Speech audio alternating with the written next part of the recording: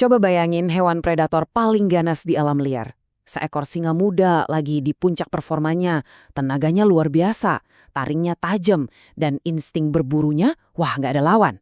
Terus bayangin predator puncak yang sama ini, tiba-tiba tergeletak lemas dan mati kelaparan. Aneh kan? Paradoks ini bukan sekedar cerita karangan, tapi sebenarnya ini adalah sebuah misteri kuno yang tersembunyi di balik salah satu teks paling puitis dalam sejarah, yaitu Mazmur 34. Selamat datang di sesi bedah materi kita. Hari ini kita bakal mengupas tuntas teks, sejarah, dan sedikit linguistik di balik metafora yang lumayan mengejutkan ini. Oke, kita langsung masuk aja ke inti pembahasannya. Di sepanjang materi ini, kita bakal melihat sebuah kontras yang tajam banget, yaitu antara mengandalkan kekuatan diri sendiri melawan mencari perlindungan ilahi. Kadang kita ngerasa kayak kita ini harus bisa ngeraih semuanya pakai otot dan keringat kita sendiri ya kan? Tapi teks kuno yang lagi kita pelajari ini justru memutarbalikkan logika itu 180 derajat. Nah, coba dengerin baik-baik kutipan yang jadi jangkar perbahasan kita ini. Ini dari Mazmur 34 ayat 10. Bunyinya gini, singa-singa muda merana kelaparan, tetapi orang-orang yang mencari Tuhan tidak akan kekurangan sesuatu pun yang baik. Pertanyaannya, kenapa Daud sang penulis menggunakan metafora singa muda? Makhluk yang seharusnya paling jago bertahan hidup, malah digambarkan merana dan kelaparan.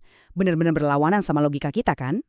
Biar nggak bingung, ini dia rute perjalanan kita hari ini. Kita bakal mulai dari memecahkan misteri singa muda, terus masuk ke kisah epik pura-pura gila di Gad, lalu mengungkap identitas Abimelek, ngebedah kekayaan versus pengharapan, dan terakhir kita tutup dengan pesan untuk masa kini. Kita masuk ke bagian pertama, misteri singa muda, si predator yang kelaparan. Gini, singa muda itu kan simbol kekuatan absolut. Mereka nggak perlu nunggu dikasih makan. Mereka berburu, menerkam, dan ya ngambil apa aja yang mereka mau pakai paksaan. Jadi gimana ceritanya makhluk sehebat ini bisa sampai kelaparan? Dari sumber yang kita kaji, ternyata ini bukan observasi biologi biasa, melainkan sebuah ironi yang emang sengaja banget dibuat.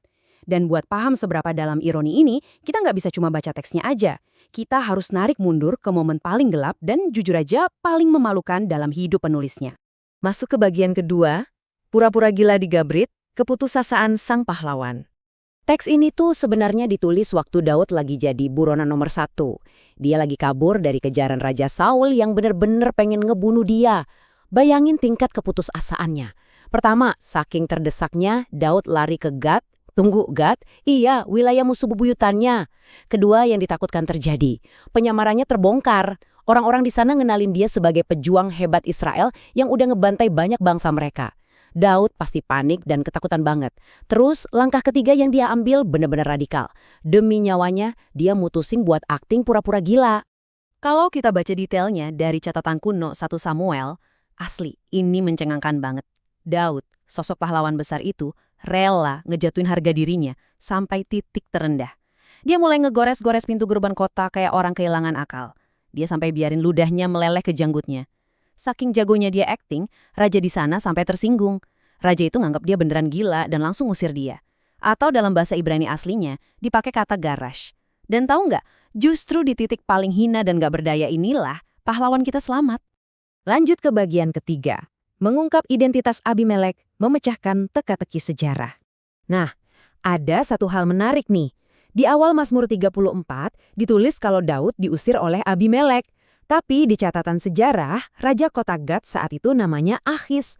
Loh kok beda? Apa teksnya salah? Nggak sama sekali. Achis itu adalah nama spesifik dari sang raja.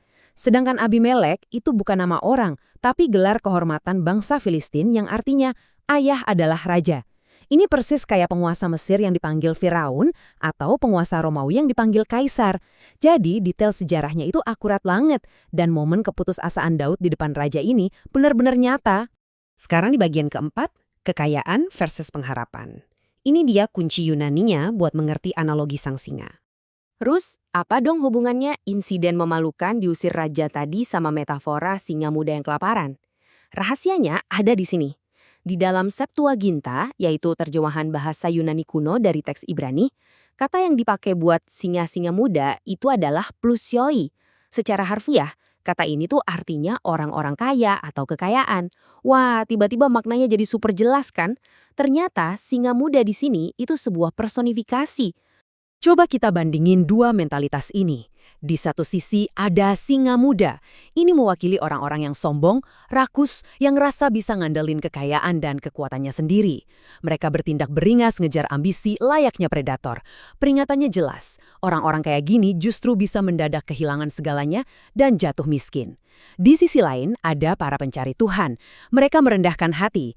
Dan ironisnya, merekalah yang justru dipelihara dan gak kekurangan sesuatu yang baik. Buat ngasih gambaran yang lebih ngena, pakar teologi Matthew Henry ngasih analogi yang pas banget dari kisah klasik Esau dan Yakub. Esau itu kan pemburu jagoan, miriplah sama singa muda tadi. Dia percaya diri banget sama kemampuannya bertahan hidup. Tapi ujung-ujungnya, dia pulang kelelahan, kelaparan parah, sampai rela nukerin hak kesulungannya demi semangkuk sup. Sementara Yakub, yang kelihatannya cuma diem di kemah, malah punya makanan yang berlimpah. Intinya, kalau kita cuma ngandelin tangan kita sendiri, pada akhirnya kita bakal ngerasa kurang. Dan ini nyambung banget sama pandangan akademisi Alan P. Ross. Dia merangkumnya dengan brilian. Para predator nggak mendapatkan apa yang mereka inginkan, sementara umat yang mencari Tuhan nggak kekurangan apapun. Bedanya itu bukan di seberapa kuat fisik atau dompet mereka, tapi di fakta bahwa mereka mencari perlindungan di tempat yang tepat. Daud belajar banget soal ini. Waktu dia pura-pura gila dan ngebuang semua harga dirinya, dia sadar taktik pinternya nggak bakal cukup buat nyelamatin dia kalau bukan karena belas kasihan Tuhan. Terakhir, bagian kelima, pesan untuk masa kini. Karena ini lebih dari sekedar makanan dan kekayaan. Jadi, gimana teks kuno soal buronan yang akting gila ini bisa relate sama hidup kita sekarang? Nah, tidak kekurangan sesuatu pun yang baik, itu bukan jaminan kita bakal otomatis kaya raya dan hidup mewah ya. Pemeliharaan yang dimaksud tuh jauh lebih utuh dari itu. Di kasus Daud, pemeliharaan itu datang dari arah yang nggak disangka-sangka. Tuhan mengubah hati musuhnya. Raja Akis yang tadi ngusir Daud, di kemudian hari malah ngasih perlindungan dan ngasih kota Ziklag buat Daud tinggal. Keamanan sejati itu nggak datang dari seberapa jago kita mengalahkan musuh, tapi dari menemukan perlindungan di dalam Dia. Pesan intinya simple, tapi ngena banget. Cari Tuhan, temukan tempat perlindungan. Saat kita lagi hancur, putus asa, dan berseru minta tolong, jalan keluar itu beneran ada. Kalau kita terus-terusan maksain pakai taring dan cakar kita sendiri, entah itu kepintaran kita, uang kita, relasi kita, semua itu ada batasnya. Dan ujung-ujungnya malah bisa bikin jiwa kita capek dan bangkrut. Jadi, sebagai penutup sesi bedah materi kita, saya mau ninggalin satu pertanyaan buat bahan renungan kamu. Pas lagi ada masalah besar dan tekanan hidup lagi berat-beratnya, posisi kamu ada di mana? Apakah kamu tanpa sadar lagi bertindak kayak singa muda yang lapar, gerasa-gerusu ngandelin kekuatan sendiri buat cari aman? Atau kamu berani merendahkan hati untuk jadi seorang pencari Tuhan dan membiarkan diri kamu dijaga olehnya? Pilihan ada di tangan kamu. Teruslah mengeksplorasi dan sampai jumpa di pembahasan kita selanjutnya.